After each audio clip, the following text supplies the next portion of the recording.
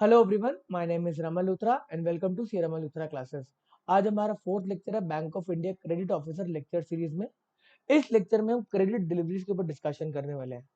आप में से बड़े सारे स्टूडेंट्स का टेक्स्ट आ रहा है कि सर आप ये पूरी की पूरी सीरीज, पूरा का पूरा कोर्स फ्री में पढ़ा दो। तो ये मेरे लिए पॉसिबल नहीं हो पाएगा, क्योंकि एक ऑर्गेनाइजेशन को रनिंग में रखने के लिए कुछ एक्सपेंसेस होते हैं। ये कोर्स बहुत ही नॉमिनल प्राइस पे मेरी एप्लीकेशन पे अवेलेबल है। ओनली 2000 रुपीज इस कोर्स का प्राइस है। उसके अंदर आपको क्या मिलता है? आपको मिलेगा लेक्चर्स, आपको मिलेंगे एमसीक्यू, और ऑन टॉप ऑफ दैट उसके ऊपर आपको मिलेगा मेरा पर्सनल गाइडेंस। मैं फोन पे अवेलेबल रहूंगा आपके डाउट्स को क्लियर करने के लिए। ये इसमें फीचर है कोर्स के अंदर। इसीलिए हम इस कोर्स के अंदर 30 स्टूडेंट से ज्यादा नहीं एनरोल कराएंगे। 30 स्टूडेंट्स एनरोल होते ही इसकी रजिस्ट्रेशन को हम क्लोज कर देंगे bank of India credit officer की। ठीक है, तो आज हम मुद्दे की बात पे आते हैं। क्रेडिट डिलीवरीज क्या होता है? क्रेडिट डिलीवरीज के अंदर जो बैंक लोन देते हैं वो कौन कौन से तरीके से दे सकते हैं। मतलब कोई बैंक एग्रेसिव हो जाते हैं, वो कहते हैं कि सारा सारा लोन मैं ही दूंगा। और कुछ बैंक कहते हैं कि यार ये एक्सपोजर थोड़ा सा ज्यादा हो रहा है, तो हम मिलके लोन दे देते हैं। तो उसके अंदर आ जाता है मल्टीपल बैंकिंग, आ जाता है कंसोर्शियम, आ जाता है और सिंडिकेशन आ जाता है। आज का लेक्चर आपको इनका डिफरेंस बताना और इन पे क्या रेगुलेटरी नॉर्म्स है, आरबीआई के क्या रेगुलेटरी नॉर्म्स है, वो बताने का लेक्चर है। समझ में आती है बात? चलो जी, आज क्रेडिट डिलीवरी का लेक्चर हम स्टार्ट करते हैं। फर्स्ट इसके अंदर पार्ट आता है कि भाई कुछ कुछ बैंक कहते हैं। अच्छा, पिछले हमारा जो चैप्टर था, क्या कहते हैं, टाइप्स ऑफ बोरोअर, उसमें टाइप्स ऑफ क्रेडिट फैसिलिटीज भी था। बट उस पर्टिकुलर पोर्शन को भी हम रोकेंगे। टाइप ऑफ क्रेडिट फैसिलिटीज एकदम बाद में स्टार्ट होगा, जब आपकी बेसिक क्रेडिट की नॉलेज कंप्लीट होगी। आपको फाइनेंशियल स्टेटमेंट्स को रीड करना, उसका एनालिसिस आ जाएगा। उसके बाद हम क्रेडिट और क्रेडिट का अप्रेजल, उसका असेसमेंट के ऊपर जाएंगे। बात समझ में आती है? तो जो भी आपके फाइनेंशियल स्टेटमेंट रिलेटेड लेक्चर्स हैं वो मेरी ऐप पे अपलोड हो गए, जिसके अंदर हम बैलेंस शीट को पढ़ना, उसका इंटरप्रिटेशन, उसका analysis, ratio analysis, cash flow statement, fund flow statement, वो बहुत इंपॉर्टेंट है। अगर आप स्टेटमेंट को पढ़ पाओगे तभी तो आप असेसमेंट कर पाओगे ना, मेरे को कितना लोन देना है। बात समझ में आती है? चलो, आज हम क्रेडिट डिलीवरीज को पढ़ते हैं। फिर क्रेडिट डिलीवरीज के अंदर क्या मतलब है, ये भी थ्योरेटिकल लेक्चर है। कुछ कुछ बैंक कहते हैं कि कोई बंदा लोन लेने आया तो इस पूरे के पूरे लोन को मैं अकेला दूंगा, मेरे को बंदा ठीक लग रहा है। तो वो कहता है मैं सोल बैंकिंग में इसके साथ काम करूंगा। या तो जो आपका बोरोवर है वो रिलेटिवली स्मॉल अमाउंट का ही बिजनेस कर रहा है, छोटे अमाउंट का बिजनेस कर रहा है, तो कह रहे भाई इसके अंदर ज्यादा बैंक को घुसने की जरूरत नहीं है। तो आप सोल बैंकिंग अरेंजमेंट के थ्रू, एक ही बैंक है उस पर्टिकुलर बिजनेस के अंदर जो उसके साथ क्या कहते हैं बिजनेस कर रहा है, मतलब उसको क्रेडिट दे रखा है, इसको बोला जाता है सोल बैंकिंग अरेंजमेंट। सारा का सारा तेरा ध्यान, क्रेडिट का ध्यान एक बैंक रखेगा। जनरली सोल बैंकिंग की ऐसी कोई लिमिट नहीं डिफाइन कर रखी कि एक सोल बैंकिंग अरेंजमेंट में हो तो आप 5 करोड़ से दे सकते हो, 10 करोड़ से दे सकते हो। ऐसा कोई लिमिट नहीं है, कोई गाइडलाइंस नहीं है। पहले होता था बट अब ऐसा कुछ भी नहीं है। तो सोल बैंकिंग की कोई लिमिट नहीं है। सोल बैंकिंग का मतलब यही है कि एक पर्टिकुलर जो बोरोवर है उसके अंदर जो लेंडर्स इन्वॉल्व है वो एक ही है। Sole sole banking, solo trip होती है ना, वैसे ही सोल बैंकिंग। एक आता है मल्टीपल बैंकिंग। इसके अंदर एक बोरोवर है बट लेंडर लाइन लगा के खड़े हैं कि मैं इसको पैसा दूंगा, मैं इसको पैसा दूंगा। क्यों? क्योंकि कभी कभी एक बैंक ज्यादा एक्सपोजर लेने से घबराता है। वो कहते हैं यार सारा का सारा पैसा मैं ही दे दूंगा, ये डूब गया तो मेरा ही पैसा सारा डूब जाएगा। मैं कहता हूँ कि बड़े सारे बैंक आ जाए इसके अंदर, मतलब ऐसा कुछ करे कि अकेले मेरा पैसा ना डूबे, चेक्स हो, अकेला मैं ना करूं और भी बैंक इन्वॉल्व हो जाए, मेरे रिस्क को डाइवर्सिफाई कर लिया जाए। तो मल्टीपल बैंकिंग, सिंडिकेशन, कंसोर्शियम, इनका मतलब यही है कि एक बोरोवर है और लेंडर्स मल्टीपल है, लेंडर्स बहुत सारे आ गए हैं। इन तीनों का मतलब एक ही है, तो फिर ये तीनों टर्म अलग अलग क्यों है?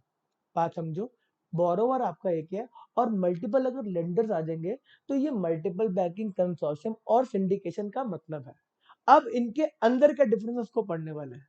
मल्टीपल बैंकिंग में क्या होता है कि जो बोरोवर होता है वो खुद अलग अलग बैंक के पास जा रहा है। वो एक बैंक के पास गया, आप मेरे को इतना लोन दे दो। फिर वो दूसरे बैंक के पास गया, आप मेरे को इतना लोन दे दो। वो तीसरे बैंक के पास गया, आप मेरे को इतना लोन दे दो। वो ऐसा क्यों कर रहा है? क्योंकि वो देखना चाहता है, वो देखना चाहता है कि हर एक बैंक कितनी प्राइसिंग कर रहा है। वो आगे जाके तीनों बैंक्स अपनी बुक्स पे रखना चाहता है। ऐसा क्यों? क्योंकि अगर बीच में से कोई ऐसी प्राइसिंग दिखाता है, अगर आप सोल बैंकिंग अरेंजमेंट में हो तो बैंक कुछ भी इंटरेस्ट चार्ज कर रहा है, कुछ भी प्रोसेसिंग फीस चार्ज कर रहा है, आपको देनी पड़ती है। आपको देनी पड़ती है, आप जितनी मर्जी धमकियां दे लो कि मैं दूसरे बैंक में चले जाऊंगा, या चले जाऊंगा, बट वो थोड़ा सा क्या कहते हैं डिफिकल्ट हो जाता है बैंक को चेंज करना।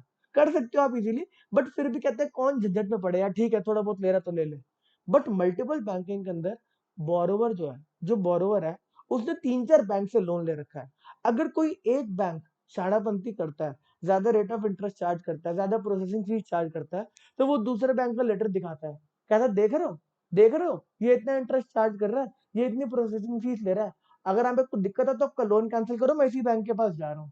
तो इसीलिए बैंकर्स भी प्रेफर करते हैं मल्टीपल बैंकिंग में आना। क्यों? क्योंकि वो कह रहे हैं कि मेरा रिस्क डाइवर्सिफाई हो जाएगा, ज्यादा लोन है, और साथ में जो बोरोवर है वो भी कहते हैं यार सिर्फ एक बैंक के साथ काम नहीं करना, 3-4 बैंक को रखते हैं जिनसे इनके प्राइजेस, इनका जो जो ये इंटरेस्ट चार्ज करते हैं, कुछ और एक्सपेंसेस लेते हैं, वो चेक में रहेंगे। तो दोनों की बात समझ में आती है? ठीक है। एक आया आपका कंसोर्शियम लेंडिंग। अब मल्टीपल बैंकिंग के अंदर क्या हो रहा है कि बोरोवर खुद अलग अलग बैंक के पास जा रहा है, वो अलग अलग बैंक को पेपर्स दे रहा है, वो अलग अलग बैंक के साथ डॉक्यूमेंटेशन कर रहा है। ओह, मतलब हर एक बैंक एक अलग अलग एंटिटी है। बट कंसोर्शियम के अंदर ऐसा होता है कि सारे मिल जाते हैं बैंक। अब 4-5 बैंक मिल गए, वो कह रहे हैं कि हम मिलके आपको फाइनेंस करेंगे। कंसोर्शियम लेंडिंग के अंदर आपका डॉक्यूमेंटेशन एक ही होता है, अलग अलग बैंक के साथ आपको डॉक्यूमेंट नहीं करना पड़ता। आप एक ही बैंक कंसोर्शियम लीडर से डील करते हो। आप कह रहे हो अब बड़े सारे बैंक क्यों आ रहे हैं? ये जनरली लार्ज कॉर्पोरेट्स में होता है, जिसके अंदर एक्सपोर्ट 20 करोड़, 25 करोड़, 50 करोड़, 100 करोड़, 100 करोड़ की क्या कहते हैं हमें वर्किंग कैपिटल लिमिट देनी है, तो 3-4 बैंक कहते हैं यार मिलकर दे देते हैं, तीनों के चेक रहेंगे, और ऐसा होगा कि मेरा इतना ज्यादा एक्सपोजर एक जगह पे नहीं हो जाएगा, मेरा रिस्क डाइवर्सिफाई हो जाएगा। अगर एक पर्टिकुलर बॉर्रोवर जिसके पास 100 करोड़ की वर्किंग कैपिटल लोन की फैसिलिटी है, वो डिफॉल्ट करता है, वो खत्म हो जाता है, उसका बिजनेस तबाह हो जाता है, तो मेरा अकेले का 100 करोड़ नहीं जाएगा, 4-5 बैंक मिले हैं, 5 बैंक का 20-20 करोड़ रुपए जाएगा। बात समझ में आती है? तो आरबीआई कहता है लोगों को, कहता है बैंक को कि आप कंसोर्शियम लेंडिंग करो, आप मिलकर लेंडिंग करो, आप इतना बड़ा रिस्क खुद मत लो, अपने पोर्टफोलियो को बढ़ाओ, नंबर ऑफ मतलब बोरोवर्स को बढ़ाओ, एक बोरोवर पे इतना बड़ा रिस्क, इतना बड़ा क्या कहते हैं एक्सपोजर नहीं आपको लेना। तो कंसोर्शियम में आपको समझ में आना चाहिए कि कंसोर्शियम के अंदर एक लीडर हो जाता है, वही सारे के सारे डॉक्यूमेंटेशन करता है, और फिर जो कंसोर्शियम में और बैंक्स होते हैं वो उनके साथ एक इंटरनल डॉक्यूमेंट साइन कर लेता है, एक इंटरनल डॉक्यूमेंट साइन हो जाता है। कंसोर्शियम के अंदर बड़े सारे मल्टीपल बैंकर्स हैं, बट एक लीडर बैंक सारे के सारा डॉक्यूमेंटेशन करेगा, और फिर इसके ऊपर कुछ गाइडलाइंस है कि कंसोर्शियम की आपकी मीटिंग्स होनी चाहिए। उस मीटिंग के अंदर आप डिस्कस करोगे कि भाई हाँ क्या लिमिट चल रही है, किसी एक पर्टिकुलर कंसोर्शियम लेंडर को लिमिट बढ़ानी हो, मतलब वो रिक्वेस्ट कर रहा हो बॉर्डर, तो कंसोर्शियम में से एक बंदा बोल सकता है हाँ मैं इसका एक्सपोजर बढ़ा लूंगा, या मेरे को कम करना है, तो इसमें कंसोर्शियम की मीटिंग होती है। ऐसे ही मल्टीपल बैंकिंग में कोई ऐसी मीटिंग मीटिंग नहीं होगी। मल्टीपल बैंकिंग के अंदर क्या होगा, मैक्स टू मैक्स एक मल्टीपल बैंकर जो होगा वो दूसरे बैंकर का लेटर मंगवा लेगा, यार उसने जो लिमिट्स आपको दिए ना उसका लेटर भेज दो, बस हम एक बार देख लेंगे।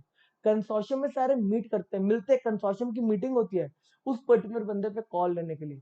अगर वो जो बोरोवर है वो ठीक है, साउंड है, तो उस मीटिंग में सिर्फ चाय समोसे चलते हैं। अगर वो लेंडर थोड़ा सा इधर उधर मतलब बोरोवर जो है उसके थोड़े से फाइनेंशियल हिल जाते हैं, या उसके बिजनेस पे कॉल लेनी पड़ती है कि बिजनेस थोड़ा सा रिस्की हो गया इस समय, तो उस केस में सीरियस मीटिंग होती है। बात समझ में आती है?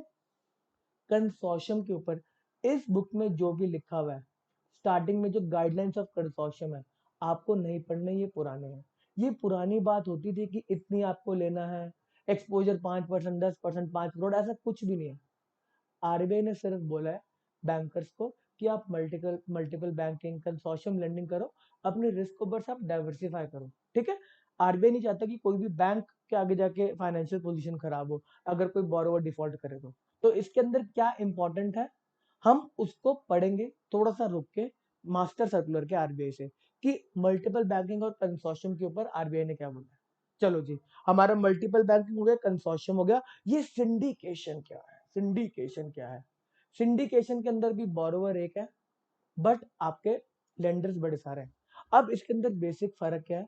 सिंडिकेशन जनरली बड़े प्रोजेक्ट्स का होता है, बड़े बड़े प्रोजेक्ट जैसे इंफ्रास्ट्रक्चर प्रोजेक्ट्स, कोई ब्रिज बन रहा है, कोई सोसाइटी बन रही है। अब इसके अंदर फर्क क्या है? ये वाली टर्म मैंने ये वाली मैंने मतलब पूरा जो प्रोसेस है वो मैंने किसी एसबीआई के लार्ज कॉर्पोरेट बैंकर से ही समझा है जो क्रेडिट में काम कर रहा है। तो इसका क्या मतलब है सिंडिकेशन के अंदर? उन्होंने बोला कि एक सिंडिकेट बैंकर होगा, एक ही सिंडिकेट बैंकर है। अब वो किसी पर्टिकुलर सिंडिकेट का लोन कर रहा है बोरोवर का। अब ये सिंडिकेट वर्ड क्यों आ रहा है? जब ये लोन के एग्रीमेंट्स होते हैं तो कह रहा है, फॉर एग्जांपल एसबीआई है, एसबीआई ने कहा मैं आपका क्या कहते हैं सिंडिकेट बनाऊंगा। सिंडिकेट मतलब लोगों का, मतलब बड़े सारे लोग मिलके आ रहे हैं। बट एसबीआई आ गया है, वो कह रहा है इस प्रोजेक्ट के लिए आपको 1000 करोड़ चाहिए, पूरी सोसाइटी बनानी है आपको, पूरा ब्रिज बनाना है आपको, तो 1000 करोड़ का मैं रिस्पॉन्सिबिलिटी लेता हूँ। तो सिंडिकेशन के अंदर रिस्पॉन्सिबिलिटी आ रही है। मतलब एसबीआई ने सिंडिकेट का बोला कि मैं 1000 करोड़ की रिस्पॉन्सिबिलिटी लेता हूँ, आपको 1000 करोड़ रुपए मिलेंगे। अब कैसे मिलेंगे? कह रहे कि मैं आपके साथ ये अग्रीमेंट करके आपका क्या कहते हैं पूरा प्रोजेक्ट पढ़ के समझा समझू के, और फिर 1000 करोड़ को कुछ छोटे छोटे पार्ट्स में और बैंकर्स को बेच दूंगा। 1000 करोड़ को इसने कहा कि मैं तेरा सिंडिकेट करूंगा एक बैंकर ने, और फिर आगे धीरे धीरे करके मैं आपको छोटे छोटे बैंकर्स को बांट दूंगा। ये भी बता दिया जाता है, इसमें आप क्रेडिट को सेल ऑफ कर रहे हो। अगर एसबीआई ने बोला कि मैं 1000 करोड़ का सिंडिकेशन कर रहा हूँ और इसमें से 200 करोड़ मैं रखूंगा और 800 करोड़ को मैं कुछ बैंकर्स में डिवाइड कर दूंगा, बेच दूंगा, चाहे 8 बैंकर जितने मर्जी बैंकर हो मैं उनको बेच दूंगा। इन केस ये बेच नहीं पाता, इन केस 1000 करोड़ में से सिर्फ 400 करोड़ का लोन ही बिक पाता है इससे, तो 600 करोड़ का एक्सपोजर एसबीआई को लेना पड़ेगा। ये सिंडिकेशन है, ये सिंडिकेशन है। तो सिंडिकेशन के अंदर रिस्क आ जाता है। जो सिंडिकेट का लीडर है, जो सिंडिकेशन का काम कर रहा है, उसके ऊपर रिस्क आ जाता है कि डाउन सेलिंग, इस प्रोजेक्ट की डाउन सेलिंग होगी नहीं होगी। 1000 करोड़ का जब इसे सिंडिकेट वाला लिया एक्सपोजर, तो ये अलग अलग बैंक के पास जाके प्रेजेंटेशन देगा, देखो ये सोसाइटी बन रही है, इस सोसाइटी इतने टाइम में बन के प्रिपेयर हो जाएगी, इसके अंदर से इतना हमारे को पैसा रिलाइज होने वाला है, तो मैं 1000 करोड़ रुपीज जरूर, आपको कितना इसमें से एक्सपोजर लेना आप बताओ, 100 करोड़, 200 करोड़, तो ये लोन को बेचेगा, मतलब इसको अंडरराइट करेगा, डाउन सेलिंग हो रही है इसके अंदर। बात समझ में आती है? इन केस अगर वो नहीं खरीदते तो एसबीआई 1000 करोड़ रुपए देने पड़ेंगे, 1000 करोड़ रुपए देने पड़ेंगे। बात समझ में आती है? तो सिंडिकेशन की कुछ फीस भी होती है, अच्छी खासी फीस होती है, बट कुछ फीस नहीं होती, अच्छी खासी फीस होती है। तो यही फर्क है, यही इंपॉर्टेंट टर्म्स है। अब इसके रिस्पेक्ट में अच्छा मार्केट में आपको कुछ और भी इसके बारे में इंफॉर्मेशन मिलेगी, उन सबको थोड़ा सा छोड़ देते हैं। वो मतलब कि ये बड़े प्रोजेक्ट्स होते हैं, इसके अंदर फॉरेन करेंसी आता है, ऐसा कोई जरूरी नहीं है। इनलैंड सिंडिकेशन भी हो सकता है, इंडिया के अंदर भी सिंडिकेशन हो सकता है। अब पढ़ते हैं मास्टर सर्कुलर। आरबीआई कुछ नॉर्म्स निकालता है कि आपको कैसे काम करना है। पहले कुछ लिमिट्स होती थी, 5 करोड़, 6 करोड़, इतना मल्टीपल बैंकिंग, बट ऐसा कुछ भी नहीं है आज के टाइम पे। आज के टाइम पे जो आपका सर्कुलर है, master circular loans and advances, आपको अभी ये पूरा सर्कुलर नहीं पढ़ना, सर्कुलर का अलग से सेक्शन आएगा मेरे कोर्स के अंदर। अभी इसके अंदर जो रेलिवेंट बात लिखी मल्टीपल बैंकिंग कंसोर्शियम के ऊपर, वो मैं आपको बता रहा हूँ, ठीक है जी।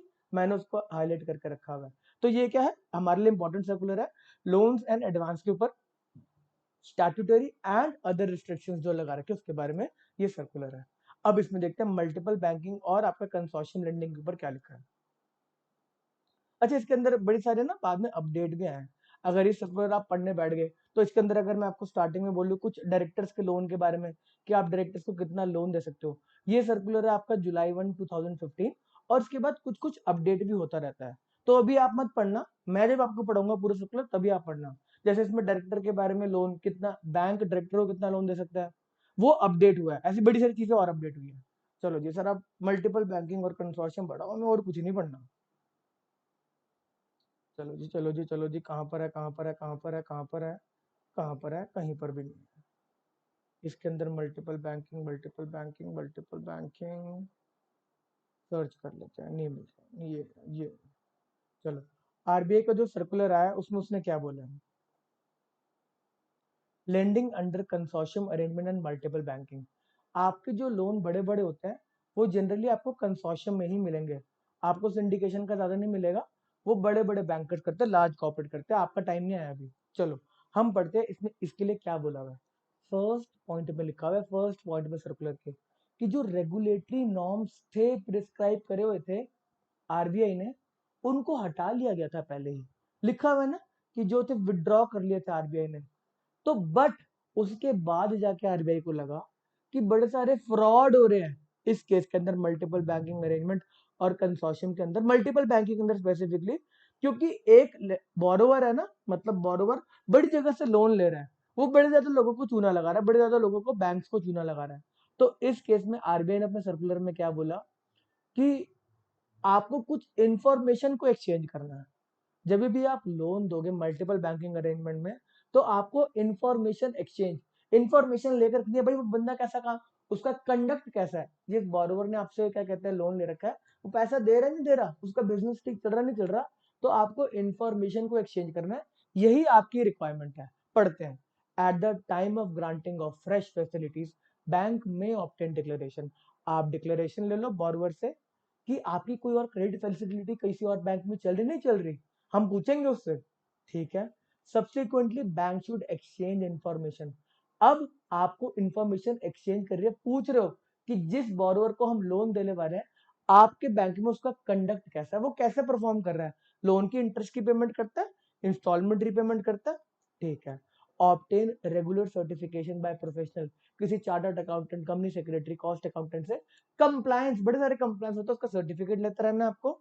अगर आप मल्टीपल बैंकिंग कंसोर्शियम में कर रहे हो तो आपको क्रेडिट रिपोर्ट्स पे ज्यादा ध्यान रखना है, जो गवर्नमेंट की क्रेडिट, जो गवर्नमेंट ने लाइसेंस दे रखा है क्रेडिट रेटिंग्स को, जैसे सिबिल हो गया, एक्सपीरियन हो गया, उन सब के बारे में।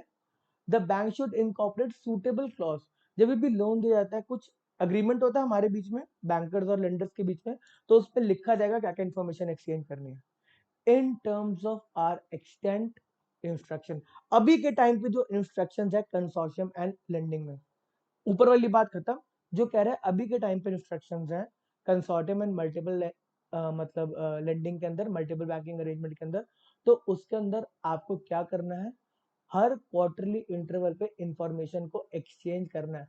कंडक्ट ऑफ बोरोवर की, बोरोवर ठीक से पेमेंट कर रहा है, उसका मतलब बिजनेस ठीक है नहीं ठीक है, आपको क्वार्टर इंटरवल्स पे आपको इंफॉर्मेशन को एक्सचेंज करना है।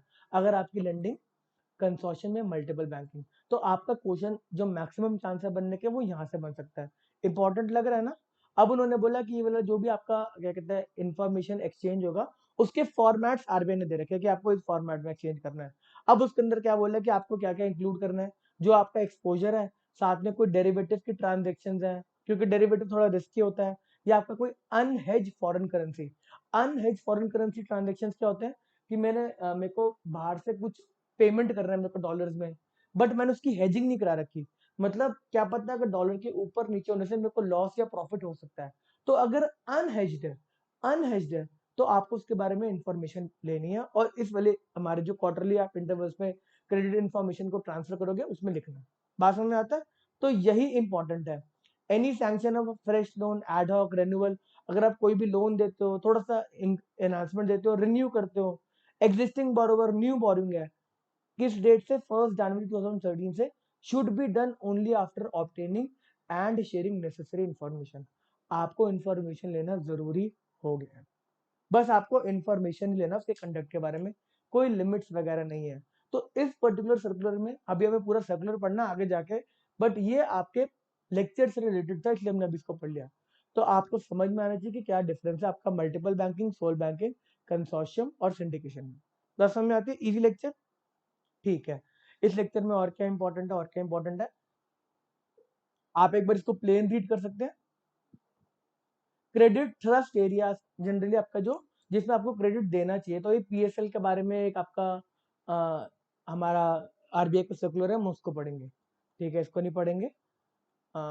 एक आपका होता है प्राइमरी एक्विजिशन, नया नया आपने किसी बोरोवर को अपने ऑनबोर्ड किया है, फर्स्ट टाइम बोरोवर है, आप उसके फाइनेंशियल्स को ढंग से चेक करोगे, आप उसके रेट पुराना मतलब कंडक्ट की, नॉर्मल आपका करंट अकाउंट में कैसा कंडक्ट था, आपके बिजनेस की कॉल क्या थी, क्योंकि पहली बार ले रहा है ना, पुरानी को इन्फॉर्मेशन अवेलेबल नहीं है इसकी लोन की, या कोई सेकेंडरी एक्विजिशन हो सकता है। आप इन क्या कहते हैं प्राइमरी एक्विजिशन के केस के अंदर अगर कोई कंपनी लोन ले रही है, तो उनके जो डायरेक्टर्स है उनका कंडक्ट चेक कर सकते हो, कोई मेजर शेयर होल्डर है उसका कंडक्ट चेक कर सकते हो।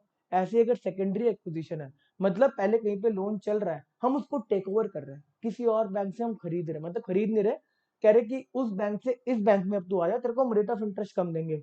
तो उस केस में भी आपको पुराने बैंकर से मतलब उसका कंडक्ट के बारे में पूछना पड़ता है कि क्या है, सब कुछ ठीक चल रहा नहीं चल रहा। तो यही है क्रेडिट एक्विजिशन का मतलब, यही है। तो आपका चैप्टर नंबर 4 मोटा मोटी खत्म होता है। जिसको भी डाउट आ रहा है मुझसे कनेक्ट कर सकते हैं मेरे टेलीग्राम चैनल पे, मेरी एप्लीकेशन पे, मुझे मेल करके। तो ये लेक्चर को यहीं पर रोकते हैं। ओके, आज के लिए इतना ही, बाय बाय।